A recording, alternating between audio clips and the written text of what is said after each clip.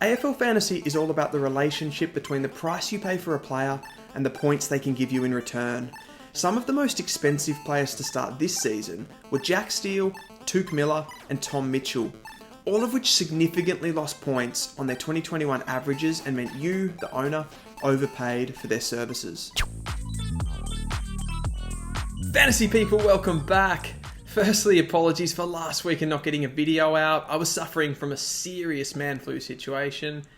And honestly, I could barely conjure up the will to live, let alone make any videos for you guys, so I'm sorry about that. Connecting this video back to the intro, I wanted to acknowledge the best AFL Fantasy starting picks. Sometimes you just feel like thanking those players who, do a job for you. Starting cheap and scoring with the best. It's just a courtesy thing, really. It has been one hell of a year for the mid-pricer in 2022, and some of the best picks have probably bucked the trend of years gone by when you think about it, with less breakouts and more injury comebacks and player movements affecting scores. In order to justify my choices, I've used a combination of starting price, games played, current average, and their rank in the rolling 22 until this point. This criteria favours players who have played a high amount of games and have a low starting price. An example here would be a Tim English. He perhaps won't get the highest rank. He does have a great 103 average, and he was priced at just 80 average to start the season. However, he has only played 13 games, so he hasn't been able to put the total points on the board, and you've wasted energy trading him in and trading him out of your side. You've had a good year though, Tim. Don't worry. So kicking things off with defenders, and we have some really good options here. Docherty, the number one rolling 22 defender, was priced at 99 going into the season. And he had so many doubts for this year from fantasy coaches, returning from his cancer battle and playing limited games in recent seasons. I'd take a punt that he was very lowly owned heading into round one.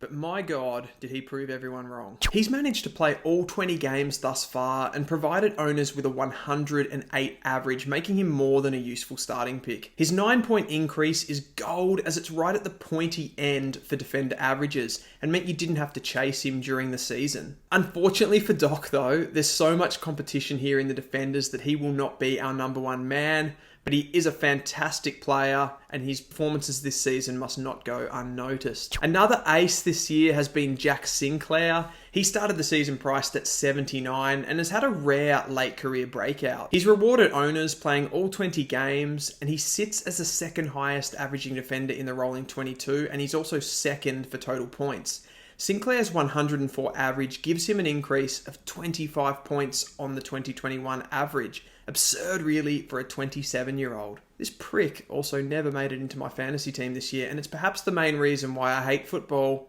and life in general.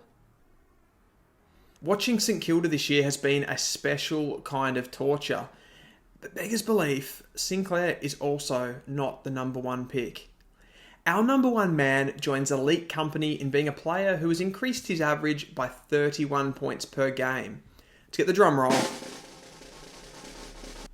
He's played all 20 games. He currently sits as the sixth highest averaging defender and therefore ticks that rolling 22 box. You could have safely picked this guy up in the preseason and just rolled with him without busting a trade for the entire season, and he would have locked you away the fifth most points overall for defenders. It is, of course, our man Angus Brayshaw. A bit of a surprising one, really. He's kind of crept up on fantasy coaches this year. He hasn't had the attention of the Sinclairs, the Dochertys, and the Dawsons. And even throughout the season, coaches have been hesitant to pick him up, nervy about him reverting to his 2021 ways of mid-price mediocrity. But he's really made that halfback role his own this season, and heading towards 2023, he will be a really interesting discussion for fantasy coaches alike. Of the defenders, the elephant in the room here is Nick Daicos, who after starting the season priced at just 34 and as a rookie has averaged 89 points per game, putting up some huge scores in the back half of the year. I left Dacos out as he started the season as a midfielder and he sits 19th ranked for defenders in average overall. He was a must-have for any coach though, and it's a fantastic season that must be acknowledged. Moving on to the midfield, and there were only 3 names here to consider. The first is obvious. It's Josh Kelly. And by Josh Kelly, I obviously mean Rory Laird, because when I chose Josh Kelly at round 14, everyone said to me, you can just throw a blanket over these two. They'll score about the same for the rest of the season. Yeah. But anyway, it's Rory Laird, increasing his already great average of 112 in 2021 to 122 this season. He's the number 1 ranked midfielder on average and sits at number 3 for points overall. That's just because he's only played 18 games this season. Now, Rory Laird has probably been the most important player to own this season. He gives you that stable captain option every week and has broken numerous fantasy records along the way, including breaking my heart. I think the guys like he and Andrew Brayshaw, who take their already impressive averages to greater heights, are absolute gold in AFL Fantasy. It surpasses those guys who increase their averages that are already poor significantly, but to still underwhelming averages. You know what I mean. But the mid pick, who was the most crucial as a starting pick and a necessity for Hilux winners and hat enthusiasts, is obviously Lachie Neale. Priced at 94 pre-season, Neale sits 6th in the rolling 22 average. He's played every game and increased his average to a 109 this season. He's done it on the back of 80+% CBAs and high time on ground, showing again that any player that goes in underpriced with this combo is a must-have. Recently, he's probably lost some credibility and has dropped off a little bit, granted, but Neale has evidenced that those underpriced mids with runs on the board are so valuable as starting picks. And the fact that he is in the rolling as well means that he was gold for this season. You had to pick up Lachie Neale. The rucks, they're never boring, and this year it's probably been the hardest place to find continuity. Max Gawn 18 games and Tim English 13 games would probably pick themselves if they weren't sidelined or out of form at different times during the year. Players like Rowan Marshall just can't get that run at the number 1 ruck role, so he's sort of out of it. Looking over the statistics, an unusual player emerged as I suppose we'll call it the most convenient starting pick that we could have taken. And we're talking here about Jarrod Witts. He started the season priced at just 68. He's managed to play all 20 games off that knee injury.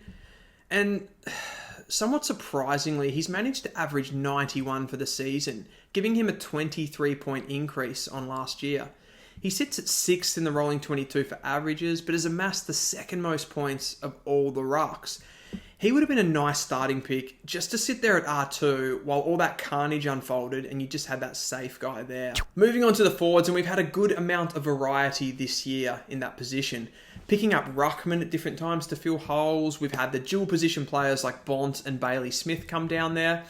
The latter, who has had an impressive average increase of 87 last year to 109 this year. His impressive combination of high time on ground and CBAs were lethal earlier in the season. But I guess his downfall has been the suspensions, which have really hurt us, and he has a massive dick of a coach. Josh Dunkley has been immense all season, averaging 108 from 20 games, and has practically been owned by 100% of the competition, and sometimes carrying our teams on his back.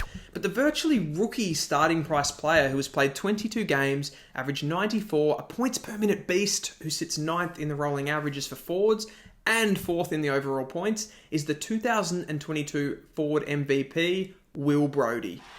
Someone that many traded away at the buys that could have sat comfortably in your F6 position the entire season. Brody moved from the Gold Coast, where he previously was a top 10 draft pick, and quickly became a centre bounce star for the Dockers this year, dominating the clearances and contested possession.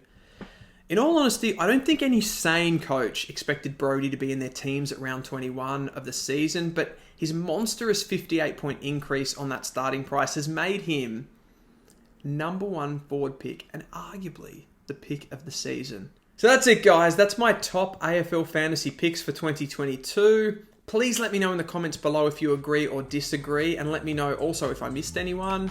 In the next video, I want to try to break down the worst starting picks to bring back all those bad memories for you coaches. Don't forget to like and subscribe, and I will see you next time.